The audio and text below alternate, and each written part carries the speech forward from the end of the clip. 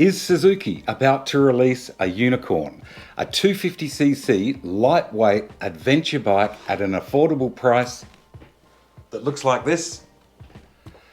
Details next.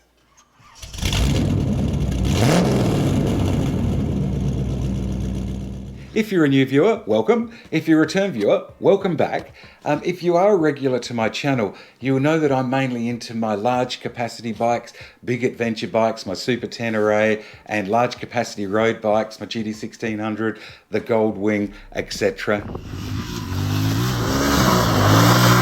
But recently I did a review on the Royal Enfield Himalayan.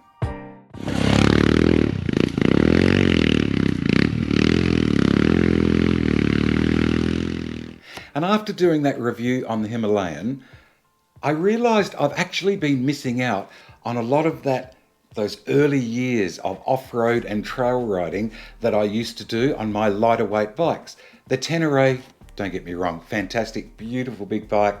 The 10 Array, I had the BMW GS before that. But they are limited on a lot of places that they can go. If the bike falls over, it is a lot of work. You've generally got to unpack it to stand it up again. If you get into heavy sand or heavy mud, unless you're an experienced rider, they are an enormous amount of work.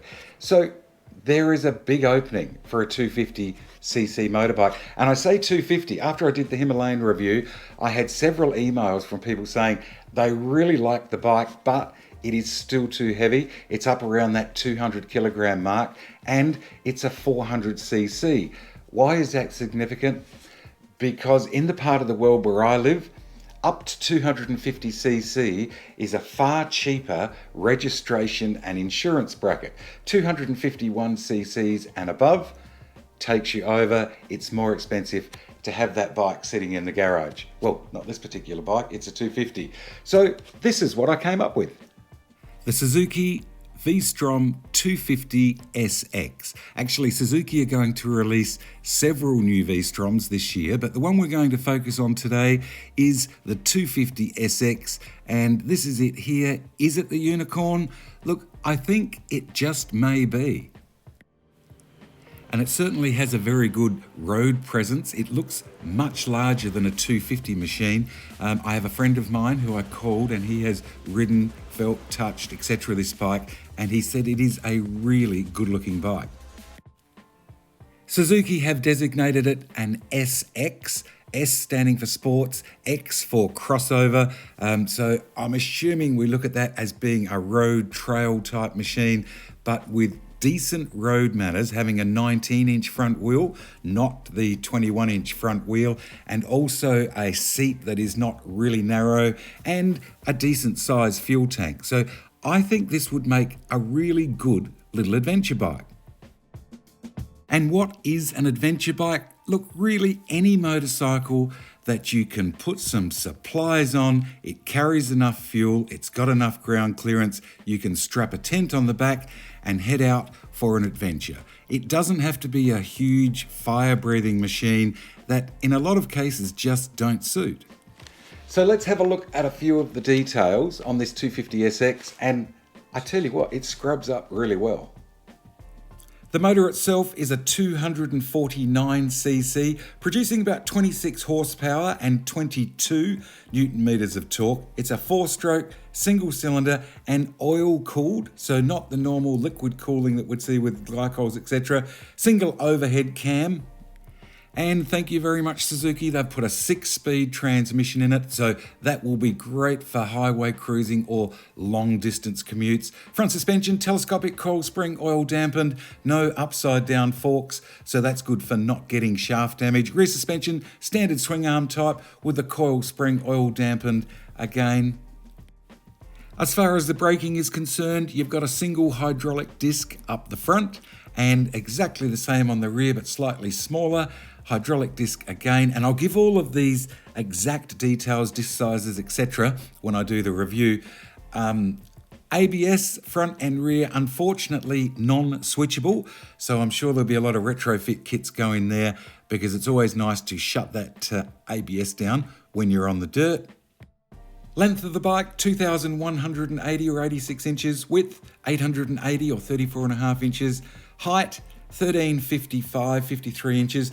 The wheel base, so that's centre of axle to centre of axle, 56.5 inches or 1440 mil, which should give this bike very good manners when you're riding it off-road.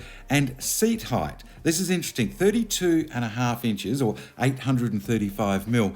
But Suzuki offer in their accessories a lowered seat, which is about 30 odd mil, or might be 35 mil lower, brings the seat height down to 31.5 inches.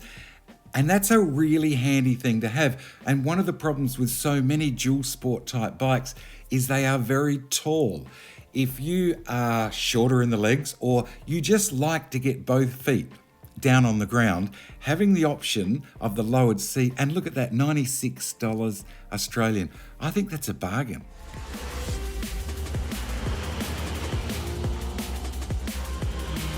Suzuki have given the V-Strom a 12-litre fuel tank. That's 3 and a bit gallons, so that's quite handy. I mean, a lot of these dual sport type bikes have the 8 or 9.5 litre tanks. I think that should give you, on a 250cc fuel-injected bike with a 6-speed transmission, I would be expecting in excess of 300 kilometres or over 200 miles. That's handy. The less fuel you have to carry, the better. Front tyres, 190 19s. We spoke about how good that should be on and off-road with its handling, especially in the technical stuff. Rear tyre, 140 70 17.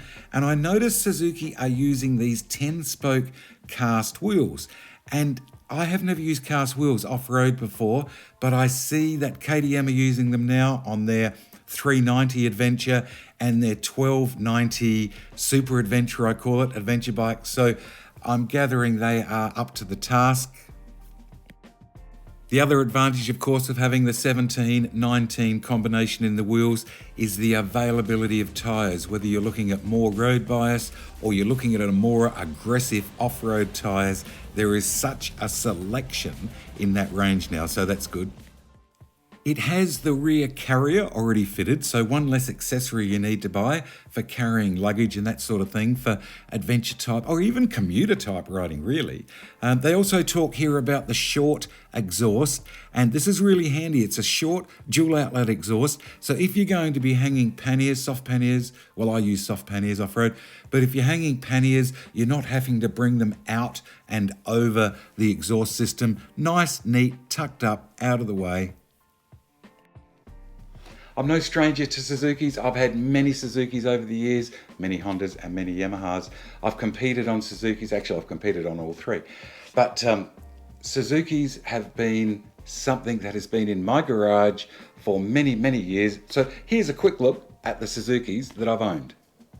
And you're not allowed to laugh, but back in 1975, this was my first Suzuki, a TS90. Then I went to the ER, a bit later than that, the ER 185, then my PE 175, which was a terrific bike. You could do a rear wheel change in about 2 minutes. Sprocket and everything stayed on that bike when you took the rear wheel out. My RM 125, that was good. My RM 250, my motocross bike, that was really good. It was so fast for the day.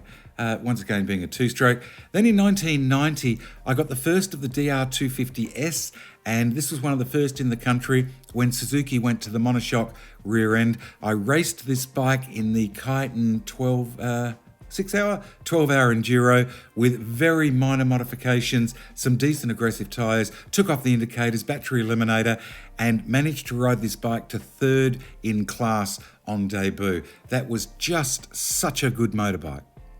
A series of large singles, my DR500, then my DR600, then a series of 650 Suzukis. In Australia, the 650 or DR650 is known as the Bush Pig. You just can't kill it. They don't let you down. They are a terrific big single bike. As far as my Suzuki road bikes, I started with the GT380, which was a wonderful little bike. And it was only a small bike, but I was that impressed with this two-stroke triple cylinder bike. I went for the Suzuki GT750 after that. It didn't do anything terrific, but I dearly loved the bike. The sound, the smell, it was such a wonderful bike. My GS1000, very heavy, but a good bike. The 650 V-Strom, my 1250 Bandit, a couple of the 90cc quads. I still have to this day my 200 Trojan and my King Quad 400cc out in the barn that we use on a daily basis. The Suzuki product has really looked after me over the years to the extent that, well, I decided to do this.